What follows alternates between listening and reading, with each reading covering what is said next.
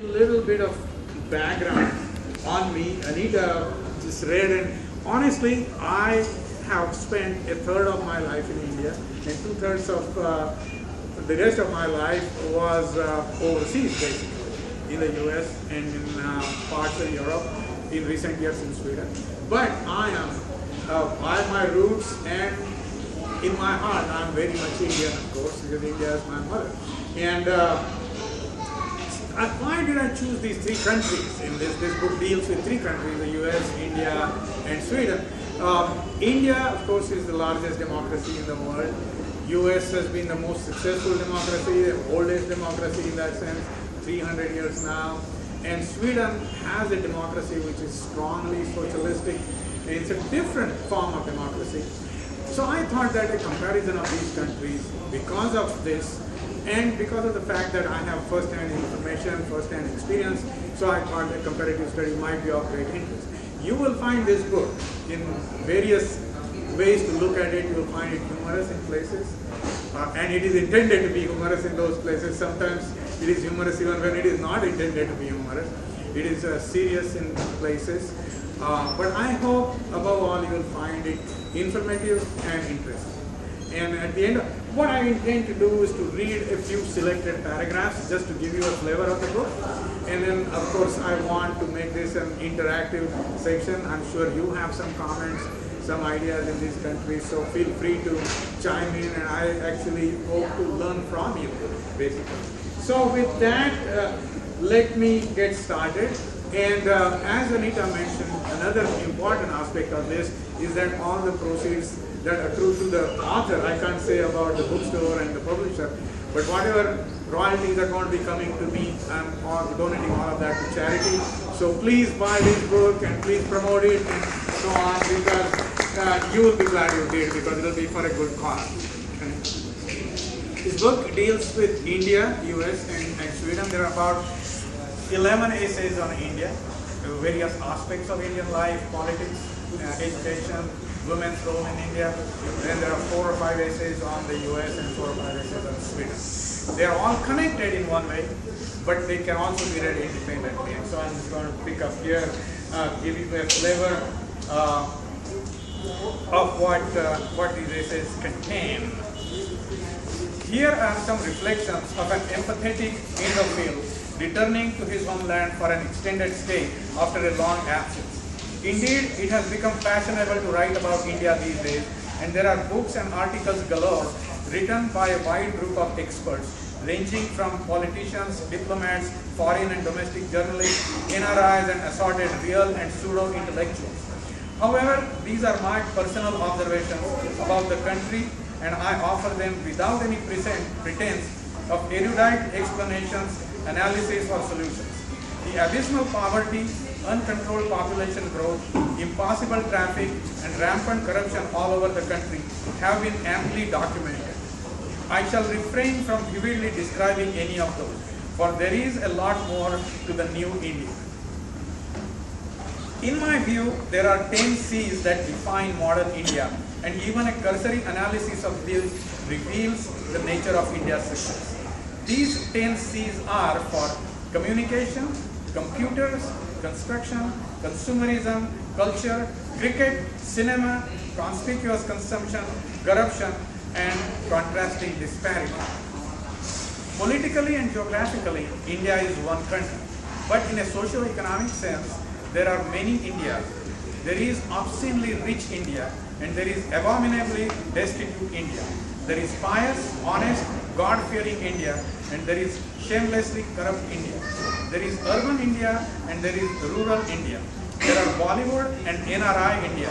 There is blatantly communal India, and there is sycophantic, dynasty-worshipping India. There is geriatric political India that cannot think past octogenarian freedom fighters recycled the umpteenth time to their coveted ministerial kursis, and there is bright-eyed, youthful India, 50% of whose population is below the age of 25. Let me give you a little glimpse of the Indian people. On a personal level, the average Indian is friendly, hospitable, honest, undemanding, fatalistic, pious, and highly family oriented. But above all, he is very tolerant. Tolerant of bureaucratic malfeasance, daily inconveniences, stinking public restrooms, incredible filth on the roads, corrupt politicians, social injustice, and unfairness. But Indians are a hardy and resilient lot. No trauma or hindrance is bad enough. Life goes on in spite of 8-hour-a-day power outages, water scarcity, bad commutes to work, and politicians routinely swindling crores of rupees in public funds. People make themselves happy by finding solace in small pleasures, religious festivals, favorite TV serials, masala chai and pakoras, neighborly gossip, and high decibel talk about cricket and politics. I am awed by the Indian masses. Despite all odds, they make India work. So one of the most striking things in India, in addition to politics and cricket, these are two big things for us here. People love them. And then Bollywood is the third thing. And so here is how somebody like me, who loves India, who comes here but does not live here, finds Bollywood and the entire entertainment culture in India. So there is a little write-up on that. To succeed as a movie star, there are certain basic requirements. Just as in Indian politics, dynasty rules in the movie industry. With a famous family name, you are a shoe-in even before your birth. Next, you must be skilled in English, which is a mixture of Hindi and English, where you randomly alternate between English and Hindi, mostly saying the same thing in English after you have said it partially first in Hindi or vice versa. Typically in incomplete sentences strewn with you knows and nas and no's. Finally, macho mania prevails. So if you are a male, you must pump oil and wear your chest a few times in the movie regardless of need. And if you are a female, you must do a pelvis thrusting dance a few times, celebrating whatever reason or occasion you can think of. India has now run out of places to dance in, and so the preferable locations for this activity have now moved overseas, as in front of the Sydney Opera House, the Eiffel Tower in Paris, or Big Ben in London. Propelled by their national recognition and fame, Indian movie stars are now invading the very right arena of Indian politics. There is a lot more money to be made in politics, which requires much less work and no specific qualifications. In the broader world of entertainment, Indian TV boasts a large number of channels in all regional languages. Indian serials command a very loyal audience and have developed their own feel-good escapist formula involving traditional joint family of super wealthy businessmen, the family duly equipped with one angel bahu and another a real villain, all immaculately dressed and loaded with tons of jewelry at all hours of the day, conspiring away in their fabulous palatial residences. True? Very true. Indeed, there is a bright side too. The advent and popularity of TV has been a great boon to traditional Indian performing arts, particularly dance and music. Wonderful shows like Saregama are produced and telecast in many languages and give a great opportunity and exposure to aspiring and talented youth. There is one thing that I immensely enjoy, especially coming from the US, where the newspapers are nothing but advertisements. They are this fat with zero substance in them. So I immensely enjoy the newspapers in India. That's my view. It is a joy to read the newspapers in India if you can get past the acronyms. Indians love acronyms, and politics provide a great opportunity for their use. BSP, BJP, RJD, RSS, DMK, CM, PM, CMO, PMO, CWD, HC, SC, RBI, ACBI, JRD, SRK, JEE, SIT, HRD, HAB, PIL, etc., etc., and the like are very common, and you are just supposed to know them. But beyond these hundreds of standard abbreviations, they also create new ones on the run, as this is in quotation mark. Our ED makes our customers very happy. Quotations complete. This ED is not what the Viagra generation might think it is, erectile dysfunction. No, ED here, of course, is environmental design. It's natural for the modern green India. How can you not know it? Here is another gem of a headline. IT probe links deal with Rs 425 crore, FP paid to WSG by MSN for IPL media rights. Wow, no kidding about it. I don't know, whatever that means. In summary, this is my overall observation about India. No other land in the world has the dichotomies that India presents, the extreme dualities that coexist here. You feel proud and ashamed, good and bad, happy and sad, optimistic and pessimistic about this place at all at the same time. You love the beauty of the culture and the simplicity of the people, but you hate the bureaucracy and corruption. You admire the intelligence and hard work of the Indian people and the pride of some, but you despise the blatant exploitation of the masses and the servant system, the religious and social hypocrisy, and the like. In summary, it is clear that India is a land of ultimate contrast. One can say anything about India, odds are that it will all be true, and so will its exact opposite. Efficiency and chaotic disorder, secularism and fanaticism, obscene wealth and total destitution, Gandhian non-violence and mafia's murderous frenzy, virtue and vice, exploitation and charity, piety and vulgarity, selfless social activists and corrupt public figures, hope and despair. That is India today. Because there are so many Indias within India, it cannot be but complex. And complexity can breed crisis. It is to India's credit that it has awakened and is struggling to lift itself up, slowly shedding the historic shackles of the caste system. India today. Interesting? Yes. Fascinating? Definitely. Confusing? For sure. Wonderful people, exotic food, beautiful arts, and a rich culture? Yes. And yet, Mera Bharat Mahan is a meaningless slogan, at least for now. It can be Mahan with the 11 C for change. And then in the next chapter, I have a fantasy about India with all the changes that we need in this country. One of the most important things and the greatest strength of India, it seems to me, can be the fact that 50% of our people in this country are below the age of 25. So look at all these young people and how much they can learn in computers and engineering and all the other things. They've got a whole life ahead of them. So today, 50% of India's population is below the age of 25, making this oldest land the youngest country in the world.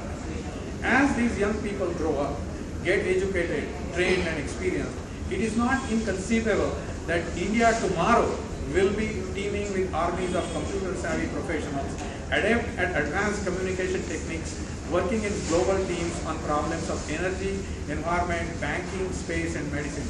In this dream world, India could have the largest, most qualified, most productive, and diverse workforce of any nation, any time in history.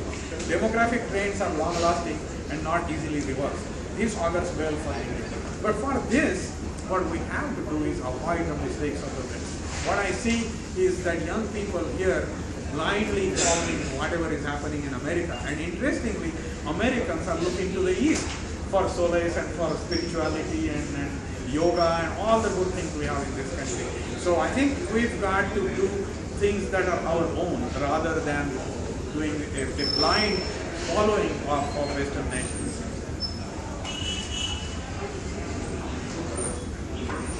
India will have learned that American-style free-for-all capitalism has no guarantees of success for all. Its benefits can be ephemeral.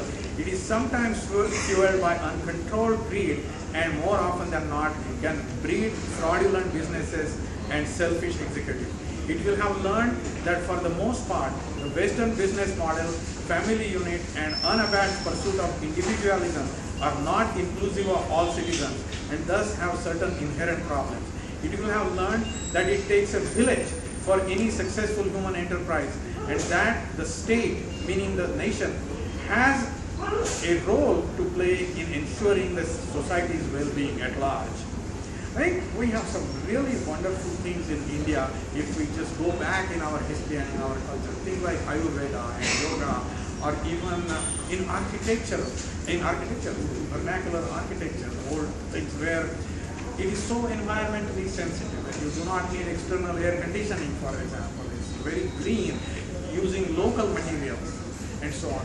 So those are the kinds of things that we need to use. Being truly Indian is the thing that is very, very important for this country's progress and the future. The future will not be a glorious future if we just follow somebody else. You can never be leader of the world by following somebody else. We need to cut down on our population. I think that is one of the most... Absolutely, and that will come with education. So another thing that is emphasized in the book, in fact, I carry the theme of education and transportation throughout this book about India, about the US, and about Scandinavian countries. With cleaning up our politics, leveraging our education, these are all extremely, extremely important things. But they are beginning to happen. I mean, there is a lot of hope in this. We have problems, but there is a lot of hope. And this, in a nutshell though, this is what, again, this is a fantasy. This is dream. But this is what I see. India tomorrow will be run by honest, fair, intelligent, professional technocrats. Our 70 and 80-year-old politicians and freedom fighters will long have retired from public life, happily meditating in the Himalayas, following the prescription of sannyas ashram. There will be no dynastic rule, and politics will not be a family business passing from one generation to another generation. The offspring of the current leaders will all have found employment commensurate with their education and capability. In this dream world of the new India, there will be no corruption anywhere. All the black money will have surfaced and found its rightful way to the national coffers. The Indian currency will be strong, convertible, respected, and accepted all over the world. There will be no unscheduled power outages anywhere. The basic necessities of life will be clean, safe, and affordable, and guaranteed to all citizens. There will be public restrooms at convenient locations, and you will be able to enter them without fear and without holding your nose. Indian time will be as precise as Swiss time. Next day will mean next day and not next week or later. Trains and planes will leave and arrive on published times. People will not spit chewed palm anywhere they please. They will stand in queues without shoving and pushing. It will be a pleasure to visit a government office. The clerk behind the desk in the government office will have learned to smile. She will be friendly, efficient, and will actually know what she is doing. In summary, India tomorrow will be a proud land restored to its old glory. The world will recognize this and will eagerly learn from its ancient wisdom. British historian Arnold Toynbee says, "It is already becoming clear that a chapter which had a Western beginning will have to have an Indian ending if it is not to end in the self-destruction of the human race." So really, the hope and expectation for India is high if we can successfully go back to our past and just follow what our rishis and saints wrote in our scriptures. All right. Here is something that you might enjoy. I spent some time in Bangalore, and Bangalore has seen the construction boom that no other place has seen. You see a lot of phenomenal construction in all cities, certainly in Bombay, any other major metropolitan area. But in Bangalore, I found something really interesting. So, the well-known contrast of India attained a spectacular level in a high-tech place like Bangalore because of its IT-driven pockets of wealth. The sight of iPod-totting 8-year-olds running around naked on a narrow strip between their slum and a luxury high-rise, haughtily promoting itself, the Belgravia, 3 BHK starting from rupees 6 crores upwards, is not uncommon and is a very apt, amusing, but a sad reminder of the current situation. But Belgravia is one of the most exclusive neighborhoods in the most expensive part of London. I thought India kicked the British out 60 years ago. And did it not banish the anglicized names, the Bombays and Calcuttas, with much fanfare and replace them with Mumbais and Kolkatas, which are supposed to be more palatable to the masses?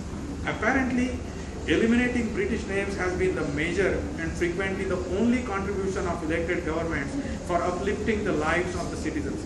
So why are all these Hyde Parks and Belgravias and Dorchesters cropping up in cities like Bangalore? A fine resort place in Coorg, Karnataka, I visited recently, is called, of all things, Orange County, as in Los Angeles. Okay, let's move on to one of the most interesting things I found was celebration of religious festivals, and we really go first class in some of these celebrations.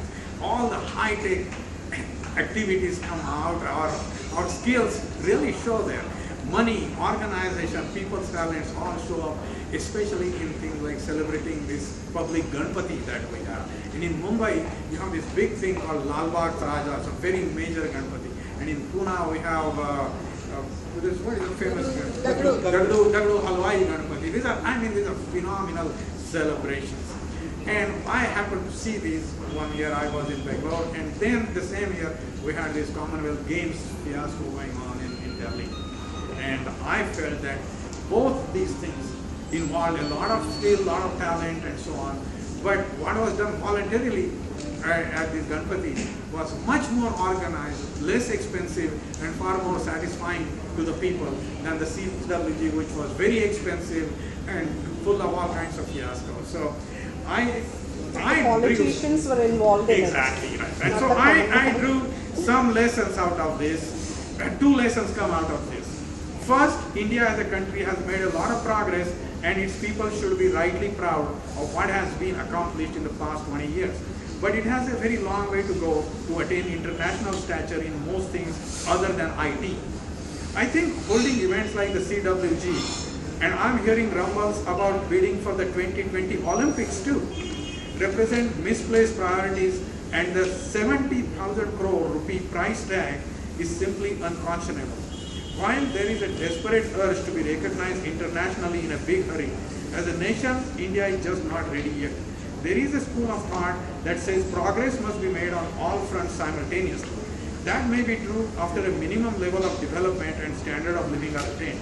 Until then, you must have thoughtful, clear, and inviolable priorities that focus on the basics. Expensive events like the CWG cannot be such a priority. Before we worry about beautiful residences for the CWG athletes, we need basic sanitation and drinking water for the masses. Before we worry about the falling bridges at the CWG venue, we need pothole-free roads in our cities. It takes a certain culture and a degree of well-being for the entire country before you can bring about a successful international event in a single city like New Delhi. What the Ganesh Utsava groups have learned collectively over a century of celebrations, India as a nation has not had a chance to learn, store, recall, and use. There are no shortcuts. This is a matter of national will, discipline, time, and experience. And until that happens, India will be better off focusing on the basics, providing sanitation, water, power, and education to the 75% of its population categorized as poor. Successful or not, the CWG could not have and did not do anything to improve the global image of India or the lives of its masses.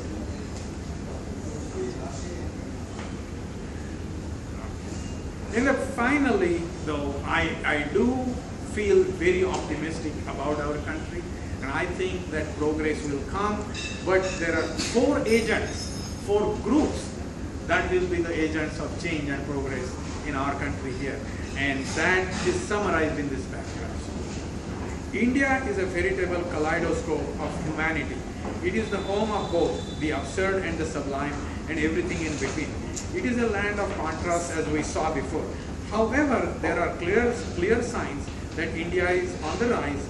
India's progress will not come through the efforts of the leadership of the entrenched corrupt politicians. Its future rests on the shoulders of four distinct groups. Number one, selfless patriots like Baba Ramdev or even Anna Hazare. Whether you like their politics or not, they are doing a great job of educating the masses. No doubt. Absolutely. Second group is technocrats, highly educated technocrats like IIT graduates and IIM graduates, Nandan Nilekani and Jairam Ramesh, the tech-savvy people. The third group is the enterprising young people in Bangalore and Hyderabad and who are driven and who are starting their companies, and their total motivation is technical excellence. So that is the third group. And then the fourth group would be visionary industrialists like the Tatas and the Jains and the Somayas, who are doing a lot of good work through their foundations in addition to their industry. So these four groups will do good for it, if at all. Okay, moving right on to the United States now, which has been my home for all these years, and I genuinely love the country, but I also see a lot of problems cropping up there. And so this is a very extensive chapter.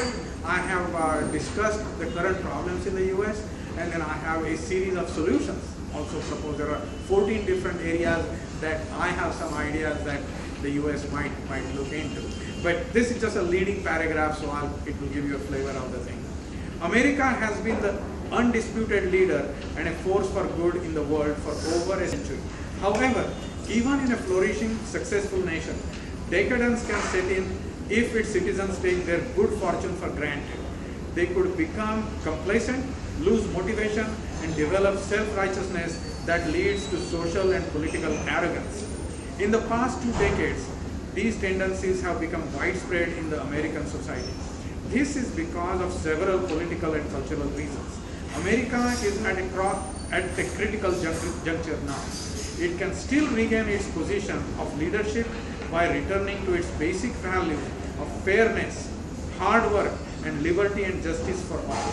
Its constitution and great universities are America's real strengths, and as are the basic decency and the innovativeness of its people.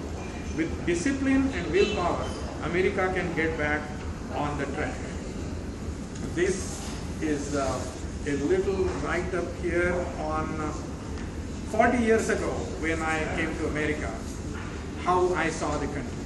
Like so many before me, I landed on the shores of America some 40 odd years ago, seeking higher education, professional opportunity, and socio-economic fairness. As an aspiring and thankful immigrant, I felt that life was pretty good. America seemed to have all the values, all the decency, all the serenity and quality of life that one would ever want. I got what I sought and more. I had made the right decision. This was the greatest country in the whole world.